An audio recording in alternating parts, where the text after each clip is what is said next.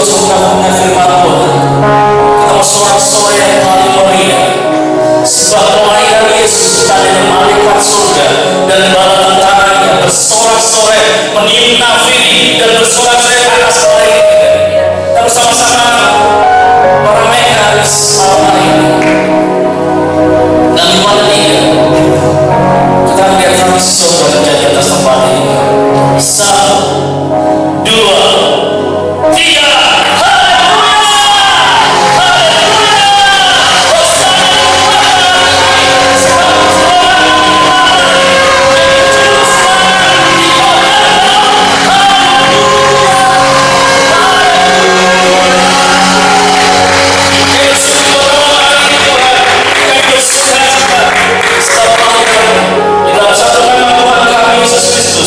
Yang percaya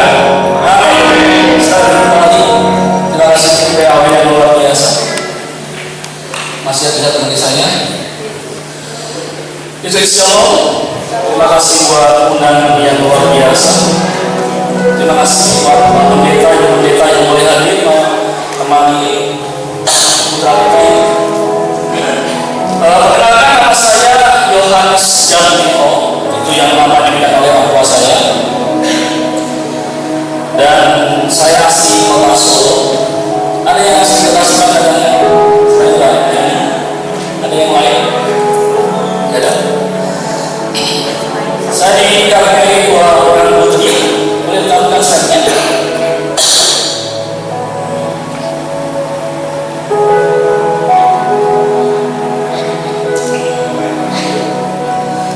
Oke, itu istri dan anak-anak saya. Dan kami adalah saya seorang ayah dan seorang suami. Dan sekarang saya mengembalikan sebuah jemaat di kota Solo. Kami masih menyewa hotel terus terang. Jadi tiap bulan kami harus membayarnya. Dan kami setiap itu kami harus bawa alat musik, bawa ke ruang hotel. Setelah selesai harus bawa kembali lagi. Yang kami alami. Jadi kalau saudara punya tempat yang luar biasa permanen, tidak perlu alat musik dibawa naik turun. Saat sudah punya luar biasa antusias. Amin. Amin. Sebab itu kita akan bahas bersama-sama tema yang diberikan buat saya, yaitu kuat karena kebersamaan dan berdampak karena penyertaan. Ini tema yang luar biasa, saudara. Jadi kuat karena kebersamaan dan berdampak karena penyertaan itu sebuah impact atau sebuah dampak dari sebuah orang-orang yang bersatu dalam sebuah komunitas. Kita tahu di sini kita akan banyak ada GBI, GBDI, GKJ, ada GIA, apa lagi? GKN, ada lagi. Semua punya warna sendiri-sendiri. Cara penyembahannya, cara memuji Tuhannya, bahkan cara menyampaikan firman Tuhan itu berbeda-beda. Tapi kalau diizinkan malam hari kita disatukan dalam kasih Tuhan, Tuhan punya rencana atas kota ini. Amin. Anak-anak muda punya sebuah potensi yang mau digali. Ada hal yang luar biasa yang Tuhan taruh dalam hati ini. Dan saudara tahu, kalau Tuhan sudah berencana, Dia pasti memberikan untuk kebaikan Dia. Oleh sebab itu tema ini tema yang luar biasa yang kita akan pahami di malam hari ini. Sebab Tuhan tidak menciptakan manusia untuk hidup dalam kesendirian. Setuju? Kita lebih baik kalau kita bersama-sama. Mungkin dia kalau saya boleh kalau saya boleh di next ya. Jadi Tuhan tidak menciptakan manusia itu dalam kesendirian. Kita lebih baik kalau kita bersama-sama. Ya sudah kan, amin. Amin. Kalau kita bersama akan lebih kuat. Kalau kita bersama ada sebuah kekuatan yang besar yang Tuhan mau taruh dalam setiap hati kita. Makanya ketika Adam sendiri, Tuhan melihat bahwa tidak baik seorang laki-laki, seorang diri. Sehingga ketika itu Tuhan memberikan, mungkin ada harimau dikasih ke Adam, tidak cocok. Dikasih mungkin monyet, tidak cocok. Dan ketika Adam tidur, diambillah tulang rusuk Adam dan dibawa seorang wanita. Ketika Adam bangun, apa yang terjadi? Kalau olah tulang dari tulang. Mungkin satu saudara ada tulang rusuknya di sini. Boleh lihat kanan kiri. Ada yang tadi yang mungkin lihat yang tamborin atau yang singa itu mulai berdebar-debar. Mungkin tunjuk Tuhan. Lebih baik kita di gereja daripada di jalan. Amin. Saya ketemu istri saya waktu di Witret. Jadi waktu itu Witret kampus, saya datang sebagai pemain musik. Ketika pandangan pertama saya lihat langsung ada jalur cinta. Hari Jumat saya ketemu, saya bilang hari Senin saya akan ke rumahmu. Wow. Hari Senin saya datang ke rumahnya dan tiap hari ke rumahnya. Dan sampai hari ini kami punya 2 orang putri. Dari 2005 sampai 2025, 20 tahun kita bersama. Ketemu di sebuah persekutuan gitu. Jadi kalau bersama ini perlu dibangun terus, ya. Diadakan setiap bulan sekali. Nanti beritanya bersama. boleh, itu luar biasa. Jadi kalau kita akan lihat bahwa ketika kita bersatu bersama-sama, Tuhan mau kasih visinya bukan buat gereja lokal, tapi untuk kota ini. Amin. Ada visi yang besar yang Tuhan taruh ketika kita bersama, ada kebersamaan. Saudara terus, if you want to go fast, go on. If you want to go far, go together. Jadi jika kamu ingin cepat pergi sendirian, tetapi kalau mau pergi jauh, pergilah bersama-sama. Setuju? Maksudnya ingin pergi cepat, sudah sendirian. Tapi kalau ingin pergi jauh, ada jadwal yang lebih besar buat lain. Persatuan perlu dibentuk. Coba lihat gambar ini. Kita lihat ada segerombolan guru. Dia membentuk huruf V. Jadi di sini ini ketika dia mulai imigrasi, dia membentuk huruf V. Kenapa? Jadi yang di depan dan di belakang lebih tinggi, ya atau lebih tinggi. Jadi menurut penelitian ada 40% energi yang mulai ada, misalnya lebih jauh kan ketika mereka bersama-sama. Dan ketika yang satu lelah, dia mulai ambil lagi kendali. Dia masuk ke depan lagi. Kalau lelah, akhirnya berkilo-kilometer, dia bisa mencapai karena bersama-sama.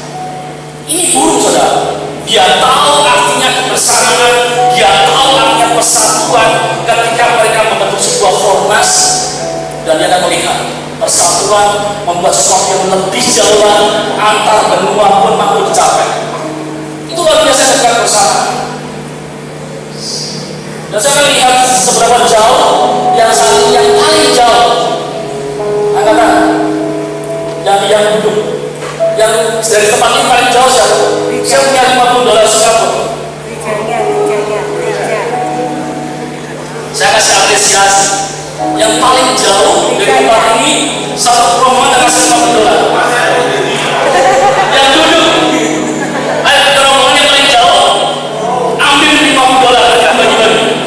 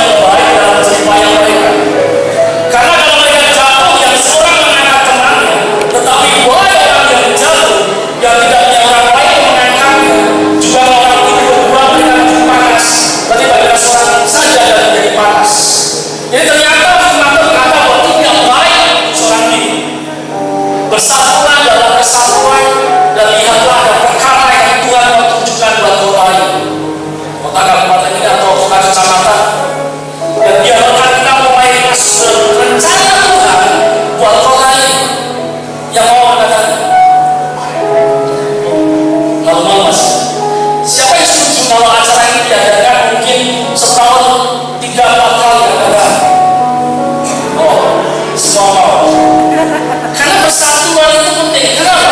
Yohanes 17 ketika Paulus berdoa, dia berkata bahwa aku berdoa buat adanya kesatuan buat umatku. Dia tahu di 2 tahun ke depan ada banyak perpecahan, ada banyak gereja yang tidak bersatu. Tapi Yesus selalu berdoa bahwa Tuhan satukanlah mereka seperti kau dan aku satu, kata Tuhan. Jadi Yesus memandang ke depan bahwa persatuan penting, ada kekuatan dalam kebersamaan. Amin. Dan kita mau malam hari ini sebuah momen yang luar biasa di mana kita seperti pribadi yang ditaruh di sebuah tanah dan firman Tuhan ini. Maka di Markus 4 berkata, dan ia mengajarkan banyak hal dalam perumpamaan kepada mereka. Dalam ajarannya ia berkata kepada mereka, dengarlah. Ada seorang penabur coba untuk menabur. Pada waktu ia menabur, sebagian dari itu jatuh di pinggir jalan. Lalu datang penabur dan memakannya sampai habis. Sebagian jatuh di tanah yang berbatu-batu, yang tidak banyak tanah itu. Lalu benih itu pun bersegera bertumbuh karena tanahnya tipis. Tetapi sudah matahari terbit, layu-layu ia dan menjadi kering karena tidak berakar. Sebagian lagi jatuh di tengah semak bumi, lalu makin besarlah semak itu dan menghimpitnya sampai mati, sehingga tidak berbuah, tidak dengan subur dan berbuah. Hasilnya ada yang 30 kali lipat, ada yang 60 kali lipat, ada yang 100 kali lipat. Dan katanya, siapa yang bertelinga untuk mendengar, hendaklah ia mendengar. Yesus menerangkan bahwa yang dimasukkan yang benih itu adalah firman yang jatuh di berbagai jenis hati manusia. Jadi ketika ada kesatuan, firman Tuhan disampaikan, saudara lihat bahwa ketika iman timbul dari pendengaran akan firman Kristus, semakin saudara banyak dengar firman Tuhan, seharusnya iman yang keluar. Ya saudara ramai. Saya ulangi, ketika saudara selalu dengar firman Tuhan, yang muncul adalah iman. Iman timbul dari pendengaran akan firman Kristus. Jadi ketika ada hukum repetis, ada hukum berulang-ulang, saudara, buat sesuatu yang diulang-ulang akan menjadi sesuatu dalam pribadi. Setuju? Saya ulangi, sesuatu yang berulang-ulang, didengar, dilihat, akan menjadi sebuah kebenaran pribadi. Mau contoh? Oke. Apa yang di pikiran saudara ketika saya bilang gudang-gala? Kenapa harus rokok? Saudara, itu hukum marketing, saudara. Sesuatu yang diulang-ulang dilihat, didengar, akan menjadi sebuah kebenaran tanpa kita sadari di bawah otak sadar kita. Bahwa gudang-gala adalah rokok. Padahal saya bilang bahwa gudang yang berisi garam. Jadi ketika saya bilang sosok teh botol, kenapa? Karena setiap hari kita dari iklan bahwa apapun makanannya minumnya teh botol sosok. Jadi sesuatu yang diulang-ulang tanpa kita sadari akan sebuah kebenaran pribadi. Bayangkan saudara, kalau firman Tuhan yang diulang-ulang, didengar, dilihat, akan jadi sebuah kebenaran pribadi buat kita. Jadi ketika kita bersatu, uang itu masalahnya adalah banyak firman Tuhan yang didengar, maka timbullah iman. Seperti seorang wanita yang 12 tahun pendarahan, ketika dengar cerita tentang Yesus, dia bilang, asal jana ujung jubah aku sembuh. Dan saya mau saudara anak-anak ini semua punya iman. Amin. Engkau punya dari latar belakang mungkin maaf, latar belakang kurang beruntung secara keuangan, mungkin kau punya lahir di sebuah keluarga yang mungkin tidak sesuai dengan keluarga lain, kau merasa minder, kau ke sekolah mungkin hanya jalan kaki, kau punya latar belakang orang tua yang tidak sesuai dengan orang lain. Tapi lihatlah, ketika firman Tuhan didengarkan, saudara, engkau akan di hadapan raja, kau berdiri, kau akan keluar sebagai seorang yang lebih daripada pemenang. Amin. Setuju?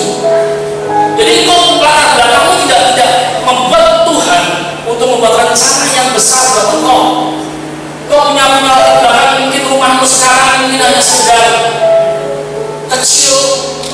Mungkin kau ke gereja paling yang tidak beruntung secara ekonomi, engkau mungkin secara wajah pas-pasan, engkau pendek, kecil, hitam, gitu. Tapi tidak membuat Tuhan tidak sayang engkau. Dia tahu pencipta rencana yang besar buat engkau. Ini semua pahami bahwa firman Tuhanlah yang mengubah cara pandang kita dengan sesuatu. Jadi semakin hari kita baca firman Tuhan dengan firman Tuhan, seharusnya iman yang timbul. Masalah jodoh pun, kalau kau mau, Tuhan mau berperkara. Saya sudah punya pacar, angkat jangan ngaku putus.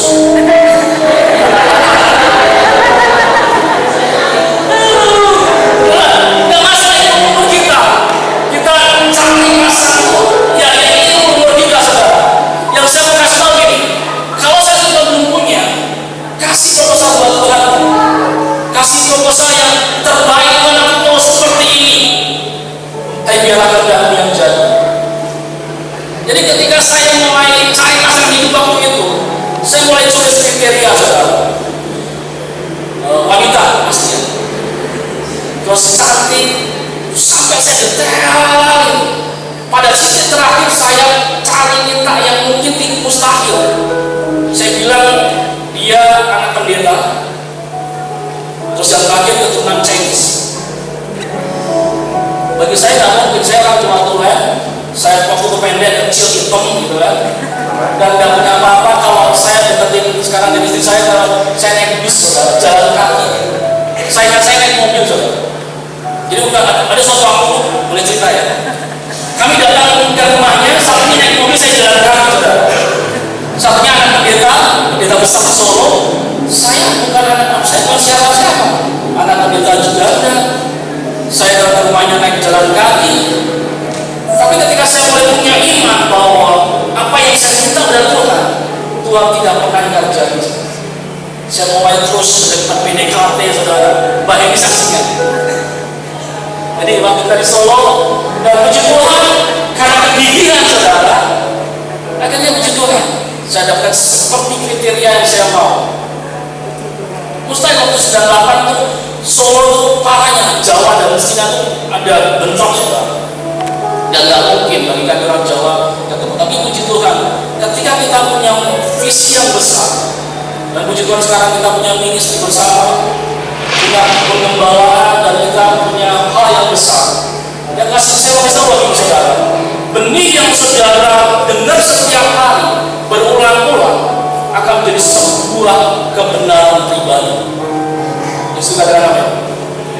Ketika saudara dihadapkan dengan masalah keuangan, yang Jehovah Jireh, dia mampu menyediakan tepat pada waktunya.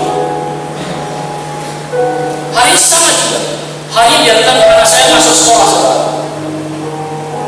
Harus bayar sebuah angka, dan sampai detik ini uangnya belum ada, saudara. Ini kayak pedang bermata dua. Tapi saya yakin bahwa Tuhan yang kita sembah sama. Setahun yang lalu anak yang pertama masuk ke sebuah SMP, dan SMP yang terbaik di Kota Solo. Dan saya melihat bahwa ini tidak murah, saudara. Masuk SMP kami pilih di sebuah sekolah yang terbaik, dan saya minta Tuhan, kami hamba Tuhan yang tidak ada gaji bulanan yang fix. Kami cuma membuat iman kami bertumbuh bahwa apa yang didengar pasti tercapai. Puji Tuhan setahun yang lalu terbayar dengan baik, dan inilah perjalanan iman, saudara.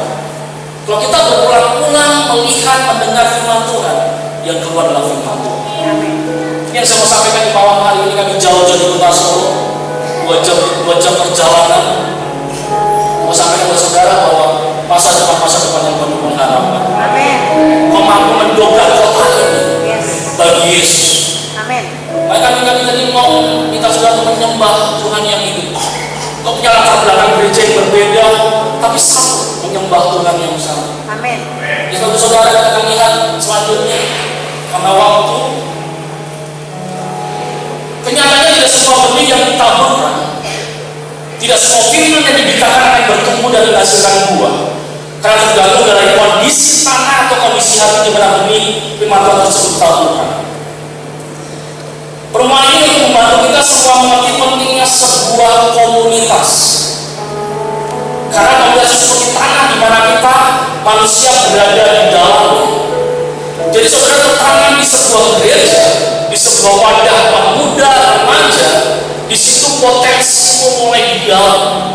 Ada permata-permata yang perlu engkau gali sehingga menjadi orang-orang yang keluar seperti daun, potensi yang keluar.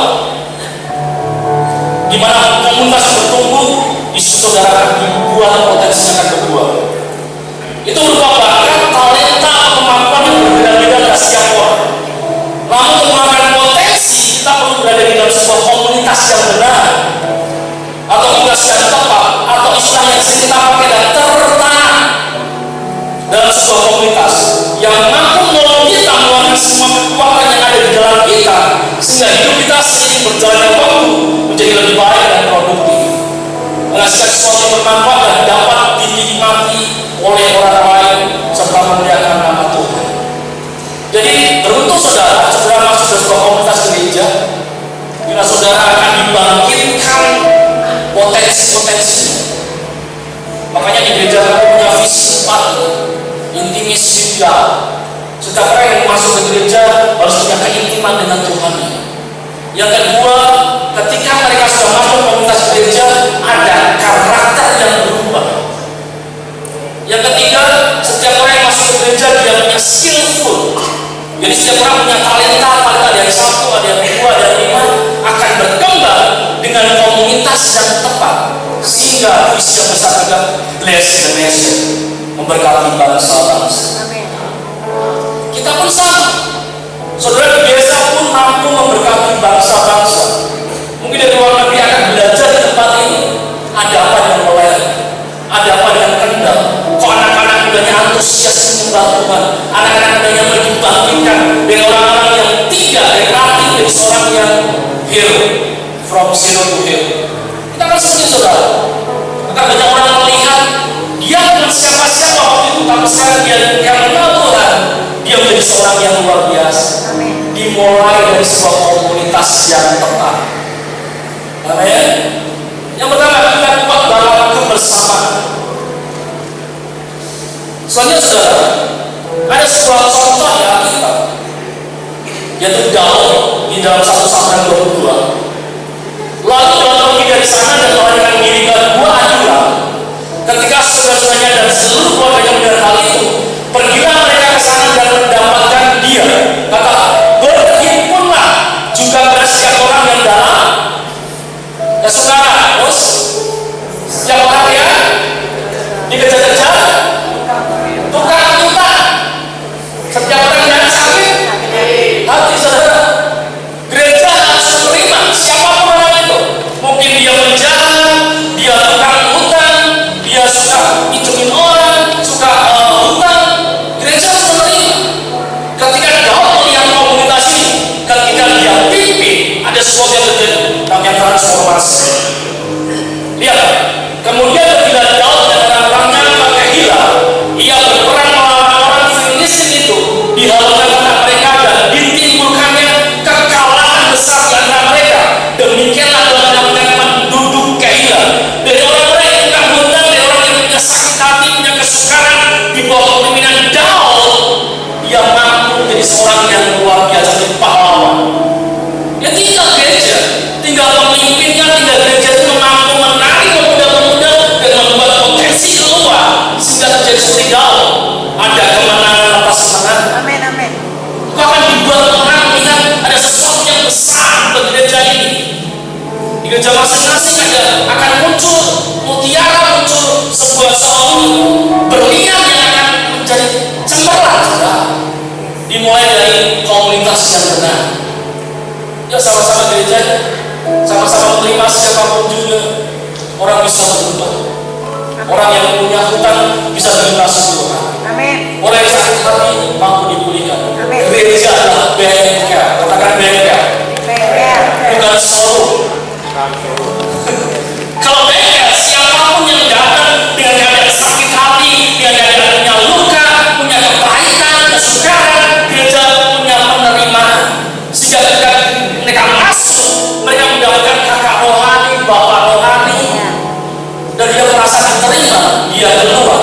menjadi orang-orang yang dipulihkan. Bukan bitter, bukan kepahitan, tapi lebih baik lagi. Itu seharusnya gereja kita. Dan ketika kita bersatu, ketika ada kebersamaan, luar biasa. Filistin dikalahkan. Mungkin ketika orang ini satu orang sendiri, dia yang luka dengan sendiri, dia punya hutang sendiri, tapi tidak berkumpul dengan Daud, beda cerita. Karena kita berkumpul dengan firman Tuhan, kita diubahkan, kita jadi orang-orang yang luar biasa. Amin. Itu yang mau Tuhan di malam hari ini. Suatu transformasi kehidupan menjadi gelar buah adalah komunitas yang Daud ingin mengubah orang-orang yang tadinya gagal jadi orang-orang yang menang, orang-orang yang hidupnya penuh kesulitan dari para pahlawan yang menangkan sebuah kota.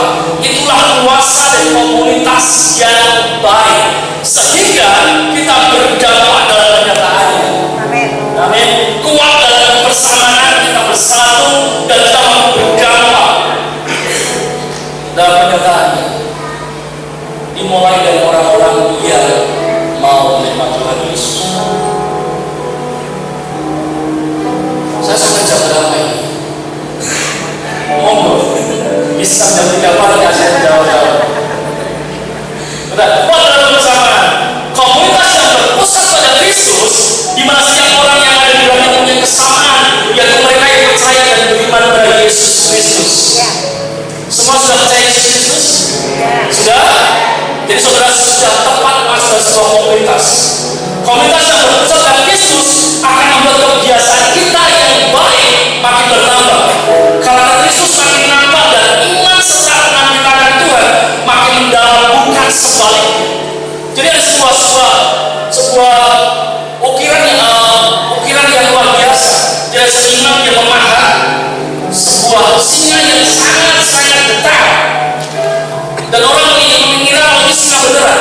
Ketika orang mendekat, dikira dia ketakutan dan ini singa beneran. Ketika ditanya ini kenapa Bapak bisa membuat sebuah karya seni yang luar biasa, dia juga tanya ini. Setiap pahatan, setiap bagian yang tidak seperti singa, aku akan paham. Jadi ketika kita bersama dalam komunitas, saudara, setiap karakter yang tidak sesuai dengan Kristus akan dipaham. Makanya kita perlu dengan gesekan sehat. Jadi besi menancapkan besi, manusia menancapkan manusia. Ada gesekan yang sehat. Di sebuah komunitas, kita mungkin akan ada gesekan yang bisa baik, bisa jalan atau bisa sehat. Tapi dalam komunitas gereja, gesekan pasti sehat. Saudara, jadi kita perlu untuk, kalau gesekan itu jauh atau tidak? Pasti tidak, saudara. Jadi jangan salah ketika nanti sudah bergesek dengan saudara teman sepelayanan, singer sama pemain musik sama BL, mungkin jemaat dengan gembala, jemaat dengan jemaat. Karena kedekatan itu penting. Karena kita kan besi mengajak besi, manusia mengajak manusia. Amin. Itu penting dalam sebuah komunitas. Ada penerimaan, ada gesekan sehat, bahkan ada namanya keterbukaan. Jadi kita perlu terbuka. Ketika orang bisa terbuka dalam komunitas, dia merasa nyaman. Makanya sebelum kita welcome home sweet home. Ada host? Nggak ada. Adanya home sweet home. Jadi kalau seseorang anak di rumah, dia nyaman di rumah, pasti rumahnya ada sebuah suasana yang dia rindukan. Jadi gereja, dia punya agenda jam 1 atau jam berapapun dari Sabtu atau hari Minggu, dan banyak orang yang datang, di situ terciptakannya home sweet home. Gereja perlu membuat sebuah suasana, di situ mengalami kenyamanan. Orang bisa terbuka. Di gereja kami, membuka air itu hal yang biasa. Ada yang cerita masa lalunya itu, kami hanya, itu masa lalu. Dia terbuka. Ada salah satu, ada yang terbuka bahwa dulu masa mudanya harus spesial, gitu kan. Berganti pasangan sampai puluhan, itu hal yang biasa dilakukan. Dosa itu aja, saudara. Ada yang punya cerita dulu tukang menipu, ada yang cerita utangnya banyak. Itu hal yang bisa terbuka, saudara. Dan bagi kami itu bukan sesuatu aib. Ketika terbuka, terjadi sebuah awal pemulihan. Jadi dalam sebuah komunitas tidak ada keterbukaan, ya biasanya pakai topeng. Saya katakan ini, buka topengmu, ayo buka, ayo kanan kiri, buka topengmu. Kita sering pakai topeng dalam gereja. Kita pakai sebuah topeng supaya kita kelihatan suci, kelihatan bagus, kelihatan rohani, doanya ya Tuhan. Tapi di rumah sama keluarga gak baik. Kita mending terbuka apa adanya. Memang manusia rentan dengan dosa. Ada yang tidak pernah berdosa kan? Ada? Ya ada semua. Bayangkan ketika ada wanita yang kedapatan berzina, dibawa kepada tengah-tengah. Yesus berkata gini, Yesus menurut hukum Musa, wanita ini harus raja baru. Tapi yang katakan Yesus, siapa yang tidak berdosa? Lemparilah dia pertama kali. Apa yang terjadi? Dari tua sampai muda, dia mundur teratur. Orang Farisi anti Taurat, dia mau melakukan, tapi tidak mampu. Tapi Yesus, dia mampu, tapi tidak mau. Dia pakai hukum kasih karunia. Dia berkata gini, tidak ada harga menghukum, pergilah dan jangan berbuat dosa lagi. Jadi ketika dalam komunitas kau terbuka dengan dosamu, jangan berbuat dosa lagi. Dan sebuah komunitas ketika bersatu, ada pimpinan, ada pengajaran, ada nasihat, dan juga teguran. Jadi kakak rohani saudara menurut saudara, dengerin aja. Itu buat kebaikan kita. Itu komunitas yang sehat seperti itu. Dan ada kata saling menyapa, saling mengasihi, saling menghargai, saling sehingga ketika ada kata saling, kita adalah orang-orang yang saling membutuhkan dan ada sebuah persatuan di sini. Mau bersatu untuk kota ini, mau berubah Tuhan kita. Saudara bukan orang yang biasa, tapi orang-orang yang luar biasa. Yesusmu adalah punya rencana yang besar buat engkau. Dan rancangan tidak pernah rancangan kecelakaan, tapi damai sejahtera. Amin. Selanjutnya kita akan akhiri dengan sudah berdampak karena penyertaan. Next. Ketika saudara berdampak, saudara mengenali bahwa identitas diri saudara harus benar di hadapan Tuhan. Identitas ini adalah lensa yang kita pakai untuk melihat diri kita sendiri. Itu identitas. Jadi kalau kita mau berdampak dari kumpulan orang itu, pribadi lepas pribadi harus punya identitas yang jelas, identitas yang benar di hadapan Tuhan. Kenapa identitas itu penting? Karena dari identitas inilah kita menemukan harga diri. Nilai kita letakkan atas diri kita sendiri jadi penting karena segala sesuatu ada di kita. Kita punya penilaian yang berbeda-beda atas sesuatu sehingga kita tersebut menentukan tindakan kita. Jadi identitas kita menentukan namanya harga. Sudah tahu ketika bawa toko ada sebuah barang. Ketika sudah dalam sebuah kotak ada kata diskon, itu harganya jatuh berapa kan? Sudah. Jadi kalau harganya sudah turun, itu membuat orang memperlakukan barang itu dengan tidak baik. Lihat nggak cocok lempar, lihat lagi nggak cocok lempar. Itu harga seperti itu. Tapi kalau harganya mahal, seperti tas, dia akan ditaruh di sebuah lemari yang ada kacanya. Kalau kita ingin lihat, SPG-nya harus saya kunci dulu. Tahu saudara, harga diri saudara ditentukan seberapa menilai diri saudara sendiri. Kau mau membuat harga dirimu naik atau harga dirimu turun, tergantung cara pandangmu dengan diri sendiri. Kau berkata aku tidak bisa, tidak bisa. Kau berkata aku tidak mampu, tidak mampu. Kalau kau berkata aku nggak bisa layanan, suaramu jelek, aku nggak bisa, tidak bisa. Banyak yang nggak bisa. Terjadi sesuai mampu. Identitas diri ada sebuah lensa di mana kita bisa memandang diri kita sendiri. Pernah dengar kisah bahwa ada 12 pemimpin yang 10 melihat ada sebuah kota yang besar bahwa di situ akan duduknya enak, kita pasti akan dimakannya, kita seperti belalang dan mereka rasakan. 10 orang berkata bahwa kami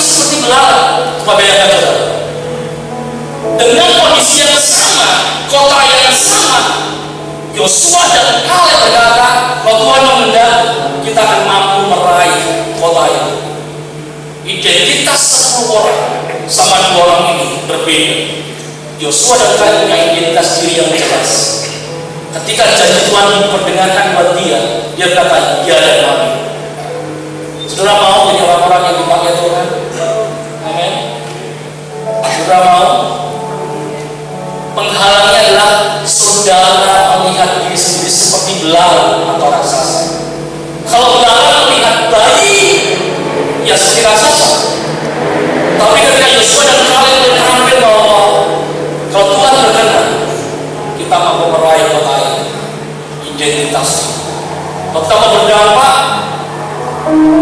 kita mulai dari melihat harga diri kita sesuai dengan firman Tuhan. Banyak tokoh-tokoh di Alkitab Tuhan sudah sediakan rencana yang besar, tapi berkata, Tuhan, apakah aku mampu? Sekelas Musa pun, ketika Tuhan berkata bahwa Engkau yang membawa keluar bangsa Israel daripada Tuhan, aku keluh, aku tidak bisa berbicara. Identitas diri membuat rencana Tuhan terhalang. Oleh sebab itu malam hari ini kita akan bebas. Kita melihat bahwa Tuhan kita besar, kita punya masa depan yang besar, tidak ada penghalang buat kita untuk diberkati, untuk jadi berkat di orang-orang yang diberkati. Amin. Yang siap saya minta untuk berdiri bersama-sama. Yang mau siap untuk dipakai Tuhan luar biasa. Kita akan berdiri bersama-sama.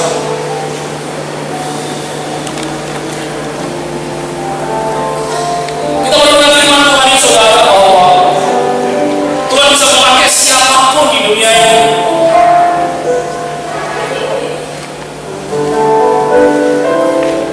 Ada sebuah cerita di Israel bahwa ada seorang pemuda namanya Gideon. Waktu itu malaikat turun dari sebuah tempat dan dia berkata bahwa, hei pahlawan yang gagah berani. Karena identitas diri Gideon belum benar, dia berkata, Tuhan, kami dari suku yang paling kecil, tidak mungkin Tuhan akan membuat kami menjadi orang-orang yang luar biasa. Ketahuilah, kalau Tuhan sudah berjanji, Dia mencipta, Dia tahu ciptaannya mana. Kita berdoa bersama-sama. Saya minta untuk WA semua lulus ke depan. Kita bersama-sama untuk merespon firman Tuhan.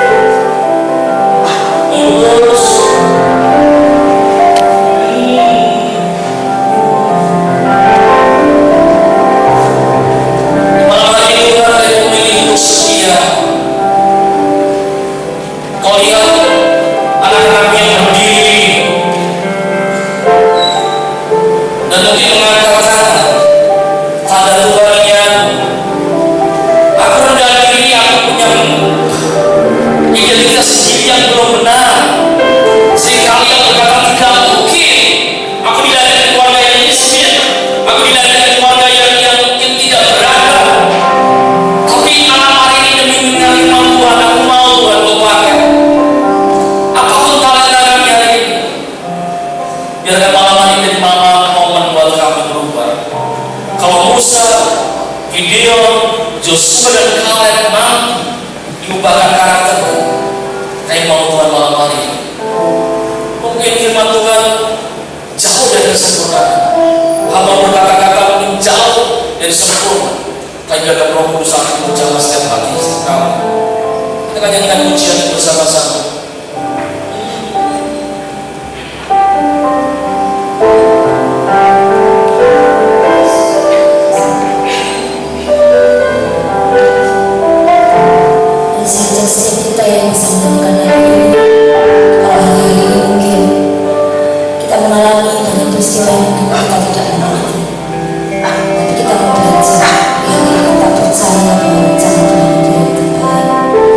Setiap anak-anak muda yang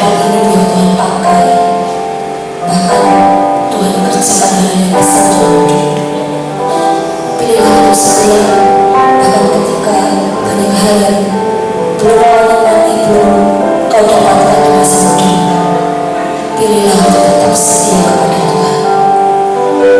Terima kasih Tuhan.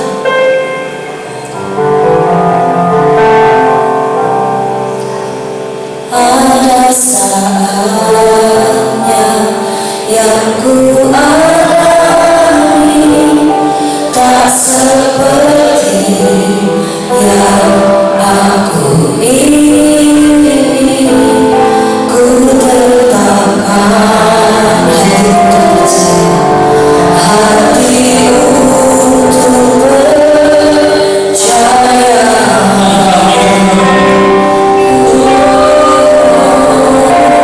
Ada saatnya yang ku hadapi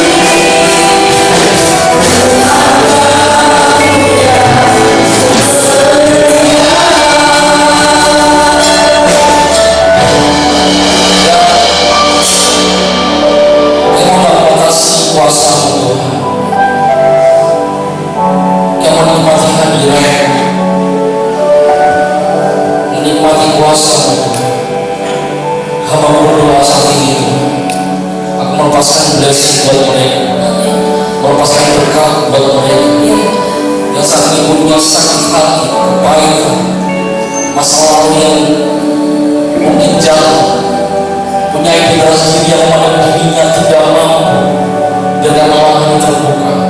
Firman Tuhan yang mengubahkan perspektif hidup mereka.